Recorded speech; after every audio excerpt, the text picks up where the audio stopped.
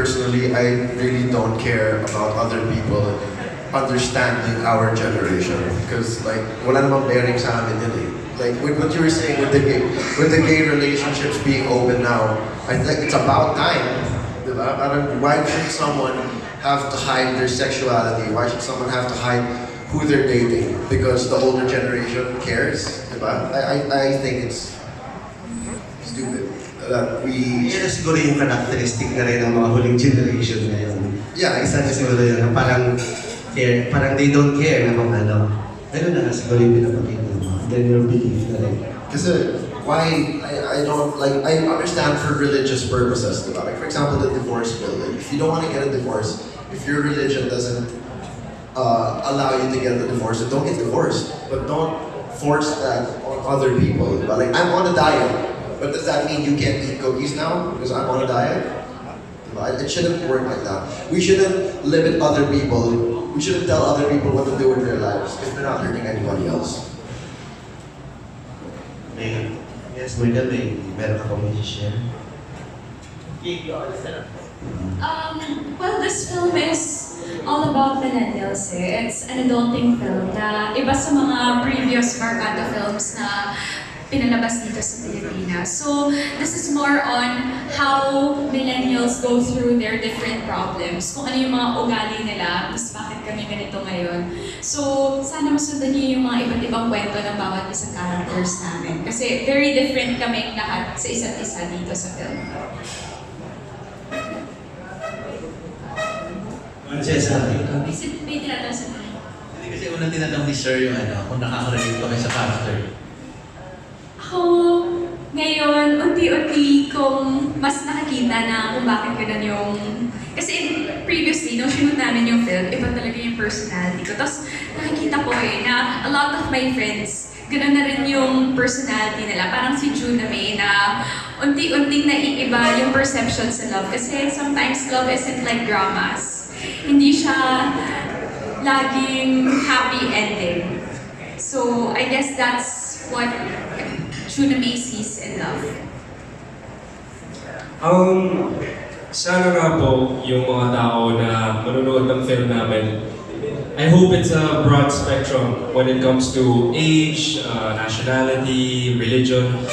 Kasi tama yung sinabi ni Direk. Sana nga yung, halimbawa yung mga magulang, makita nila kung bakit nga ganyan yung mga millennials. Kasi alam ko yung mga parents namin, especially because we live in the Philippines, we're a conservative country.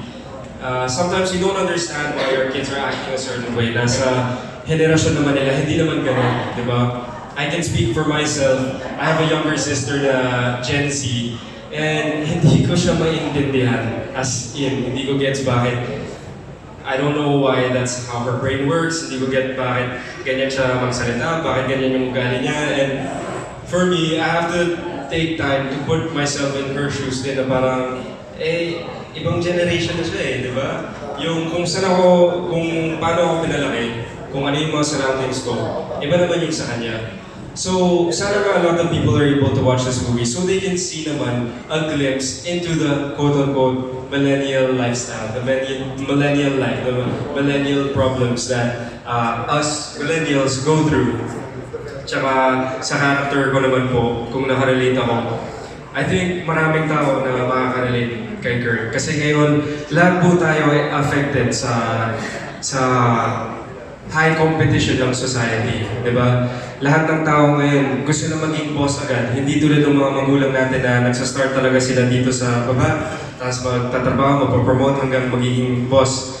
Ngayon, everybody wants to be the boss. Everybody wants to be on top. So, I think not only me, but I think a lot of people will be able to relate to Kurt's hardships and his struggle with being a millennial, an overworked millennial. Tony, ikaw rin ba yung tipo na, like yung kanina yung statement ni Alvin na, ikaw rin ba yung tipo na parang, you don't care kung ano man yung mga grupo mo, kung ano man yung mga pinili nilang relationships, meron silang gay relationship or whatever, ikaw ba yung tipong walang pakialam kung ano ka man? Since iba na yung generation nyo ngayon. Ako kasi, I love to be a very open-minded person.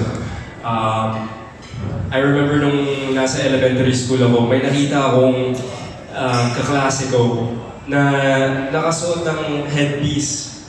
Parang hijab siya or something. I'm so sorry to whoever is religious. I'm not sure what it's called, but she was wearing a headpiece. Sobrang fascinated ako sa kanya. Gusto ko siyang maging kaibigan hanggang naging magkaibigan na kami. So, for me, I love being friends with people from all walks of life. And I love accepting them. In our world, ang napansin ko, everybody wants to be heard. But at the same time, napaka-sensitive na natin. Diba? Everybody has something to say. But when you say that, there's 100 people that don't like what you said. But the people who don't like what you said also have something to say. Sensitive ka sa ganun. Naapektuhan ako na ang feeling ko masyado nang nagiging evil yung world natin. I think social media plays a huge part in that. For me, the hate I see online honestly breaks my heart. Kasi ako bilang open-minded na tao, I guess I do share the same sentiments as Abby na for me, I don't care what my friends are into as long as it's not hurting anybody. If you're Muslim, sure, I'll still be your best friend. I respect whatever you're doing. You know, if my friend is vegan, sure, you can be vegan, but I want to eat my meat. So, pag nasa restaurant tayo, sige, gulay ka, ako, manok. So, for me, I just wish that people would be a little bit more understanding because everybody wants to be heard, everybody wants to be understood, but nobody wants to listen. So, Do you think you're misunderstood? wow. Siguro, oh naman. I mean, in showbiz, you say something, it gets multiplied into 100 times, it gets put into a bigger proportion, you know, people take things the wrong way. I think it's part of our job na we're always getting misunderstood. But it's, I think, about how you handle yourself when you get misunderstood that really puts the test to your character. Diba? A lot of people these days who get misunderstood will lash out.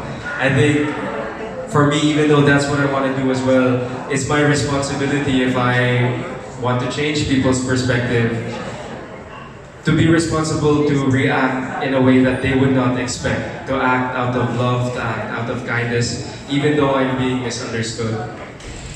Thank you, Jamie. Opo, Misunderstood ka rin ang dami ba? na pong nasabi ng mga kagrupo ko. So, I'll just keep it short. No, I agree with sila Andy, sila Tony. Tama naman, just be you, stay true to yourself.